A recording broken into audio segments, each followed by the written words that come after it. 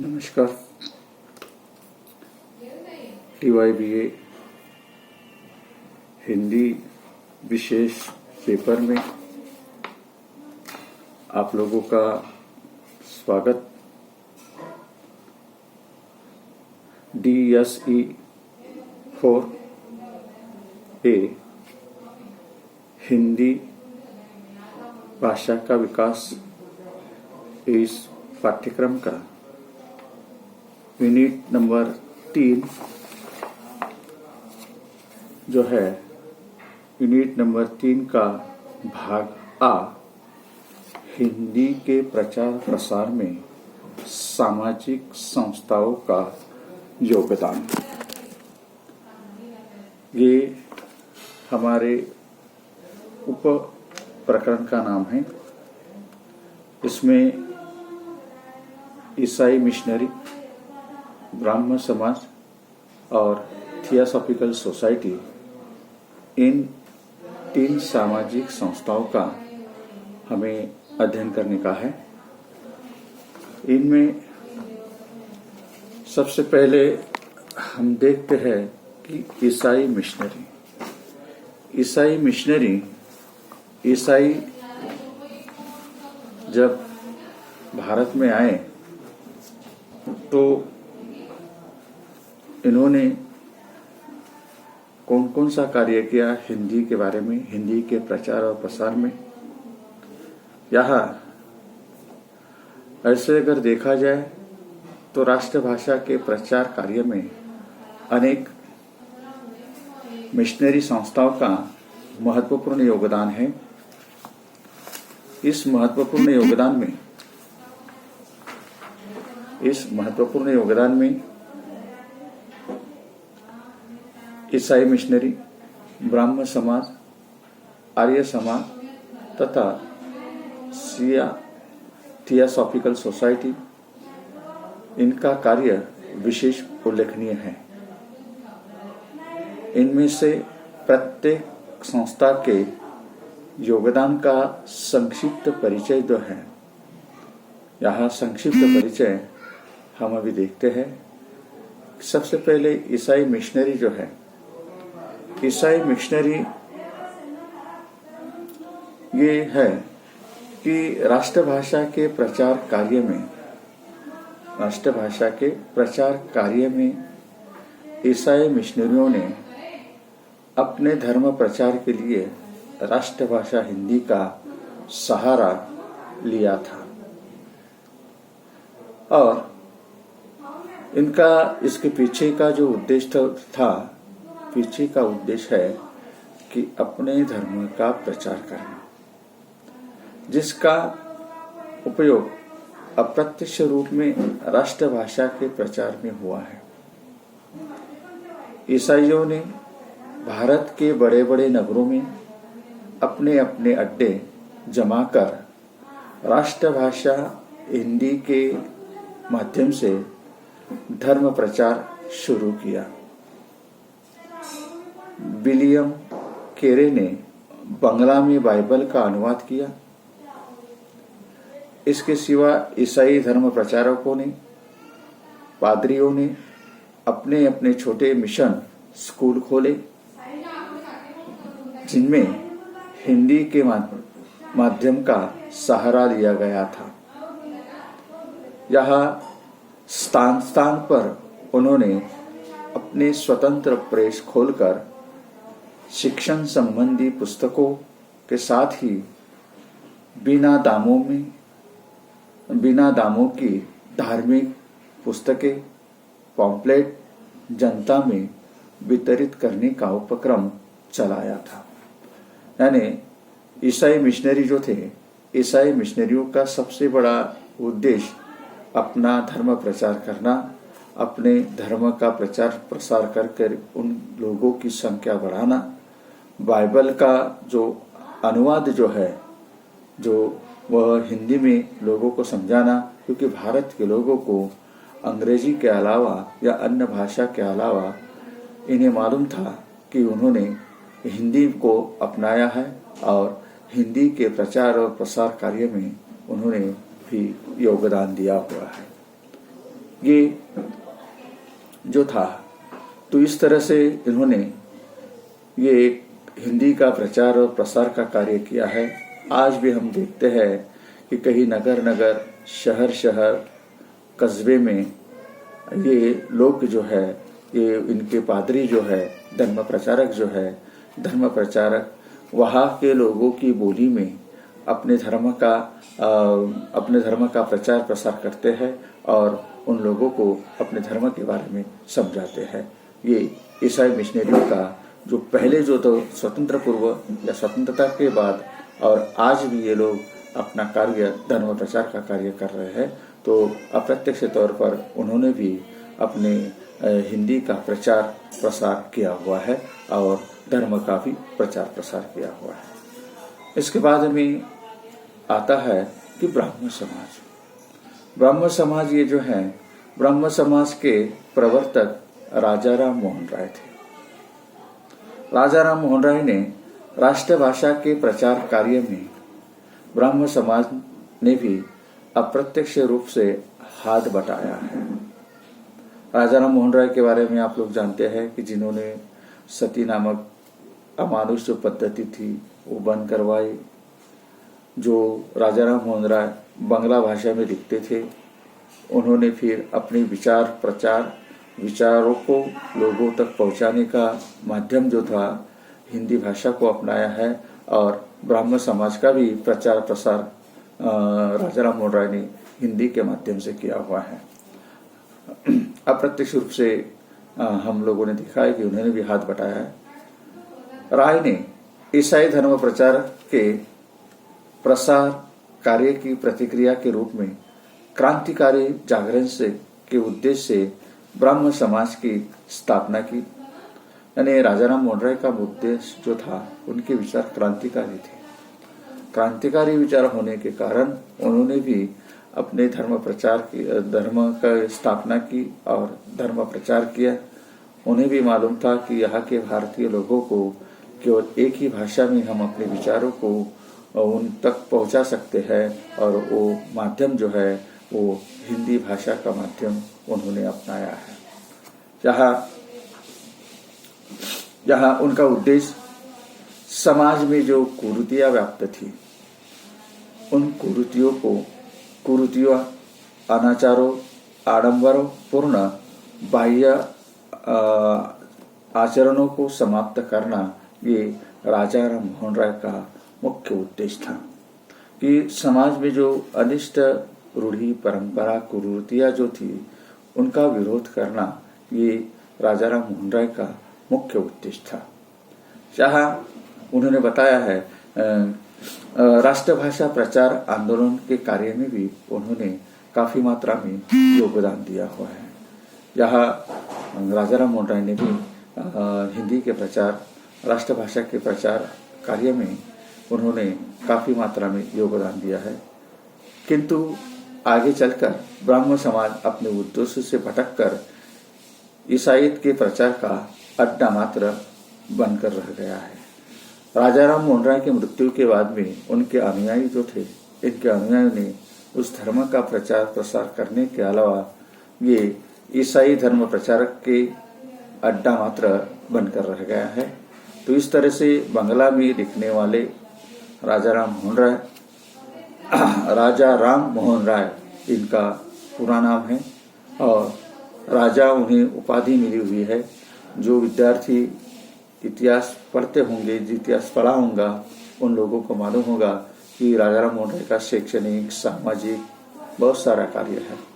तो यहाँ हमें केवल उनके राष्ट्रभाषा हिंदी के प्रचार प्रसार में इनका योगदान क्या है, इस योगदान का हमें खाली वर्णन, योगदान के बारे में हमें केवल चर्चा करनी है, टिप्पणी है इसके ऊपर। यहाँ अगला जो पॉइंट है यह है थियोसॉफिकल सोसाइटी। थियोसॉफिकल सोसाइटी की मूल स्थापना तो अमेरिका में हुई थी, किंतु भारतीय समाज ने नव जागृति लाने की दृष्टि से यहाँ भारत में भी इसकी स्थापना की थी। इसकी गतिविधियों का महत्व निश्चय ही अत्यधिक है। इस संस्था की इंग्लैंड की शाखा से संबद्ध एनी बेंसन जो 1893 में भारत में आई और सोसाइटी के विकास में तन मन से जुट गई। एनी बेंसन ने इस संस्था में आने से संस्था के उद्देश्य पूर्ति को विशेष बल मिला। भारतीय सभ्यता, संस्कृति के प्राचीन स्रोतों एवं दर्शनों के प्रति अगाध अनुराग होते हुए भी इन्होंने भारतीय समाज में आधुनिक चेतनाएं जगाने की दिशा में महत्वपूर्ण योगदान किया हुआ है। यहाँ थियोसॉफिकल सोसाइटी जो है, थियोसॉफिकल सोसाइटी के बारे में भी यहाँ पाठ्यक्रम में ये संस्थाएं जो है, ये 3 संस्थाएं जो है, इनका योगदान क्या है हिंदी के प्रचार और प्रसार में। थियोसॉफिकल सोसाइटी का भी मुख्य उद्देश्य यही था कि अपना धर्म प्रचार और प्रसार करना। यहाँ ये जो था ये टॉपिक यहाँ पे हम समाप्त करते हैं और इकाई नंबर 3 का उपभाग जो है, ई भाग को भी देखते हैं। ये भाग ये जो है कि यहाँ की राष्ट्रभाषा के प्रचार कार्य में जिन संस्थाओं का योगदान रहा है, उन योगदान में नागरी प्रचारिणी सभा काशी है, हिंदी साहित्य सम्मेलन प्रयाग है, राष्ट्रभाषा प्रचार समिति वर्धा है और राष्ट्रभाषा प्रचार सभा पुणे है और दक्षिण भारत हिंदी प्रचार सभा मद्रास है। इन 5 संस्थाओं का हमें संक्षेप में अध्ययन करना है। पहली जो है कि नागरी प्रचारिणी सभा काशी यानी वाराणसी। इसकी स्थापना जो है 16 जुलाई 1983 में इसकी स्थापना हुई है। नागरी प्रचारिणी सभा की स्थापना हुई है, जिसका प्रमुख उद्देश्य विदेश में हिंदी भाषा और नागरी लिपि का प्रचार प्रसार करना तथा उसे उचित अधिकार दिलाने के लिए उद्योग करना था। ये जो है नागरी प्रचारिणी सभा काशी का मुख्य कार्य है। इसके संस्थापक बाबू श्याम सुंदर दास, पंडित राम नारायण मिश्र और ठाकुर शिव कुमार सिंह थे। इसके कार्यकर्ताओं ने उद्योग से सन 1898 में सरकारी कचहरियों में नागरी का प्रवेश हुआ और अदालती आवेदन पत्र और समन्स आदि हिंदी में लिखे जाने लगे हैं। हिंदी का प्रचार का उद्देश्य रखने वाली भारत भर में इसकी 50 संस्थाएं इससे संबंध है। विभिन्न भाषाओं के लगभग 40,000 ग्रंथ इसके हैं। आर्य भाषा पुस्तकालय में संग्रहित है, जिनमें लगभग 4,000 हस्तलिखित है। वाचनालय में लगभग 250 से ऊपर पत्र पत्रिकाएं आती हैं। हस्तलिखित ग्रंथों की खोज है। इनके प्रधान कार्यों में से इसके प्रकाशित ग्रंथों में हिंदी शब्द सागर जो 18 भागों में प्रकाशित है, हिंदी साहित्य का बृहत इतिहास विशेष उल्लेखनीय है। नागरी प्रचारिणी पत्रिका इस संस्था की महत्वपूर्ण पत्रिका मानी जाती है। तो नागरी प्रचारिणी सभा की ये जो है ये पत्रिकाएं सबसे महत्वपूर्ण मानी जाती हैं। तो इस तरह से संक्षेप में ये काशी की प्रचार सभा जो है राष्ट्रभाषा प्रचार में इनका योगदान क्या है। दूसरी आती है हिंदी साहित्य सम्मेलन प्रयाग। यहाँ स्वभाषा की प्रेरणा से संयुक्त प्रांत में हिंदी साहित्य सम्मेलन प्रयाग को जन्म दिया। जिसका उद्देश्य हिंदी भाषा और देवनागरी के प्रति अनुराग, प्रेम उत्पन्न करना, हिंदी के माध्यम द्वारा शिक्षा देना, उसे हिंदी भाषियों के जीवन में उचित स्थान दिलवाना था। हिंदी साहित्य सम्मेलन ये जो है, इसकी स्थापना प्रयाग में 1910 में काशी नागरी प्रचारणी सभा की प्रेरणा से हुई। सम्मेलन का कार्य कई विभागों में बांटा हुआ है। परीक्षा विभाग इसका सर्वाधिक महत्वपूर्ण विभाग है। इसकी परीक्षाओं में प्रति साल हजारों विद्यार्थी शामिल होते हैं। अहिंदी भाषी दक्षिण भारत में इन परीक्षाओं का कार्य राष्ट्रभाषा प्रचार समिति वर्धा को सौंप दिया गया था। सम्मेलन की सर्वोच्च परीक्षा साहित्य रत्न लगभग 500 परीक्षा केंद्र इसके अधीन है। इसके पुस्तकालय में लगभग 20,000 से अधिक पुस्तकें हैं। प्रकाशन विभाग द्वारा इसके 250 से ऊपर ग्रंथ प्रकाशित हो चुके हैं। पारिभाषिक शब्दार्थ का भी निर्माण हुआ है। इसकी और से त्रैमासिक सम्मेलन पत्रिका प्रकाशित होती है। देश भर में लगभग 75 शाखाएं इससे संबंध है। इस संस्थाओं द्वारा लेखकों को उनकी साहित्य रचनाओं पर मंगला प्रसाद पारितोषिक,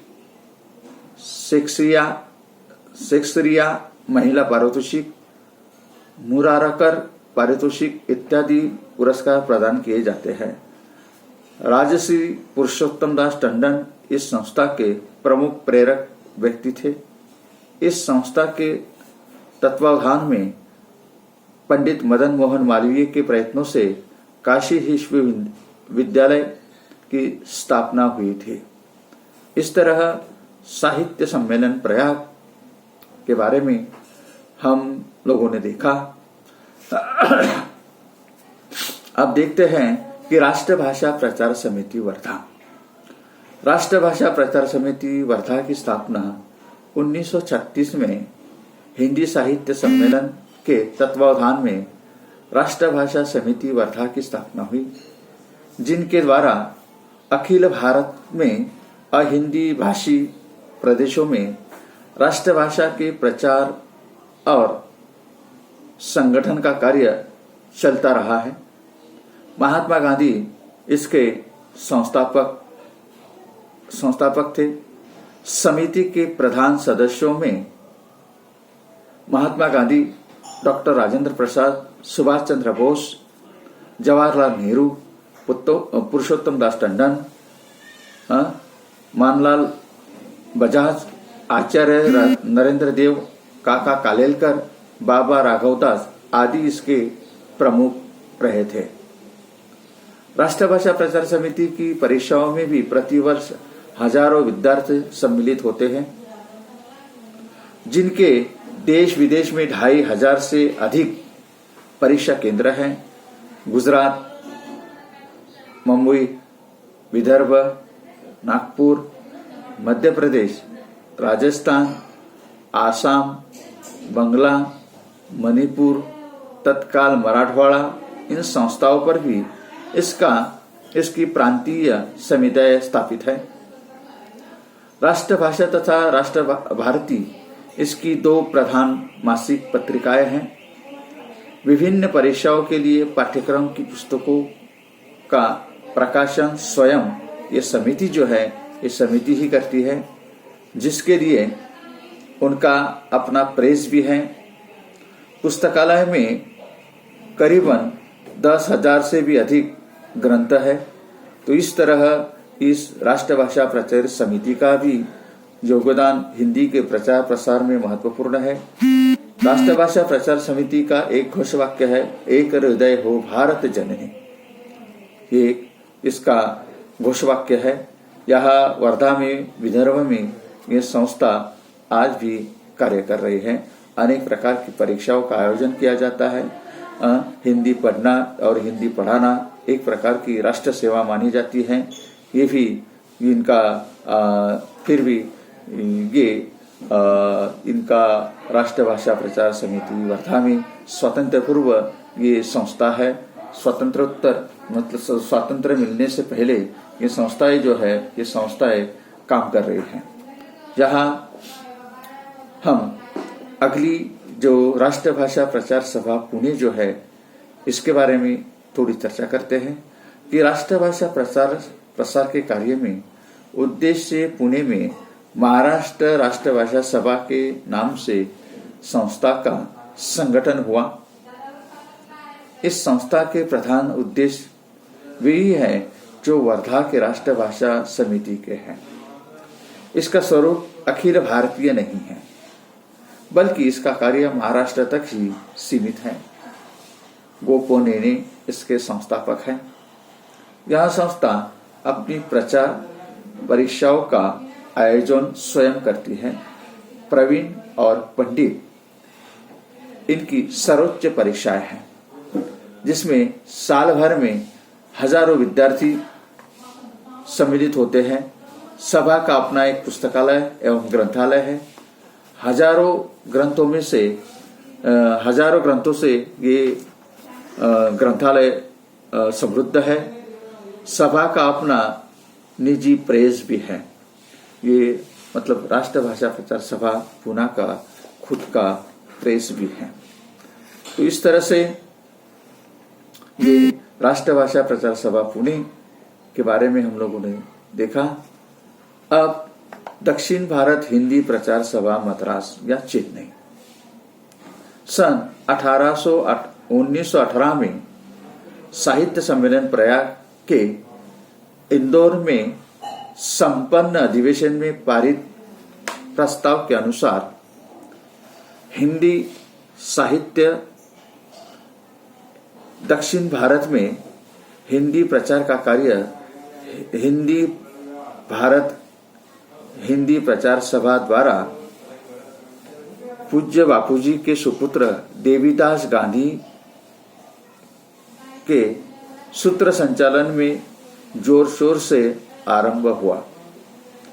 सन 1916 तथा 1917 के कलकत्ता के कांग्रेस अधिवेशन में महात्मा गांधी जी ने दक्षिण भारत में हिंदी प्रचार की आवश्यकता प्रतिपादित की थी। इसके लिए दक्षिण भारत में पहले ही से वातावरण तैयार था। आवश्यकता प्रतिपादित की थी जिसका कहीं ऊपर कहा गया है। सन 1918 में मार्च महीने में महात्मा गांधी की अध्यक्षता में संपन्न हिंदी साहित्य सम्मेलन के इंदौर अधिवेशन में एक प्रस्ताव रखा गया और उसके अनुसार दक्षिण भारत में राष्ट्रभाषा के प्रचार कार्य के लिए गांधी जी को एक निधि अर्पित की गई और प्रचार कार्य की योजना बनाई गई। तदनुसार गांधी जी ने सन 1918 में अपने सुपुत्र देवीदास गांधी को दक्षिण भारत में हिंदी के प्रसार करने के लिए भेजा। सर्वप्रथम एनी बेनेसन द्वारा प्रथम हिंदी वर्ग का उद्घाटन हुआ।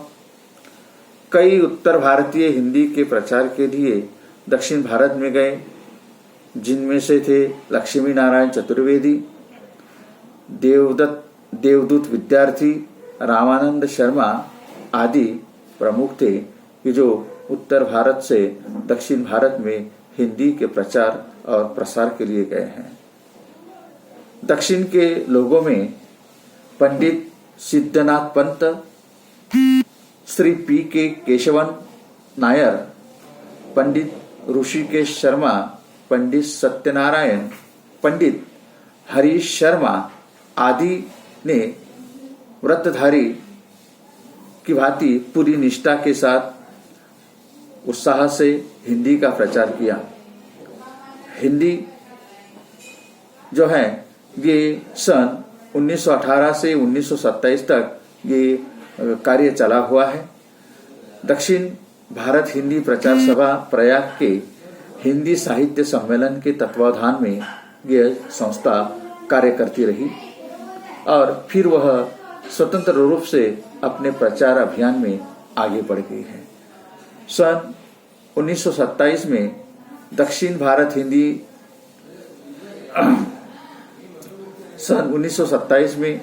दक्षिण भारत हिंदी प्रचार सभा के नाम से स्वतंत्र संस्था की स्थापना हुई और महात्मा गांधी इसके आजीवन सदस्य बने। मद्रास शहर में हिंदी पढ़ाने वालों की संख्या उत्तरोत्तर बढ़ती गई तो देवीदास जी को अकेला काम करना कठिन हो गया, तो उनकी सहायता के लिए स्वामी सत्यदेव सन 1918 में ही वहां पहुंचे।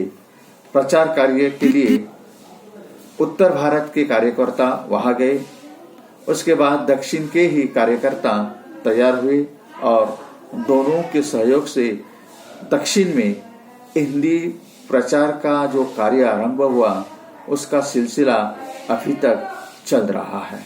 ये जो है ये इस तरह से दक्षिण भारत हिंदी प्रचार सभा मद्रास, ये जो है इस मद्रास का जो इकाई नंबर यूनिट नंबर 3 उसका उपभाग आ और ई जो है ये आप लोगों ने इसके बारे में चर्चा की हुई है। तो विद्यार्थियों को सूचना है कि जो भी वीडियो हम तैयार करते हैं अपने व्हाट्सएप ग्रुप पर उस वीडियो को देखिए। जैसे जैसे आपको समय मिलेगा वैसे वैसे वीडियो देखिए और अपना अध्ययन जारी रखें। यहाँ पर हम रुकते हैं और अगली तासिका को मिलते हैं।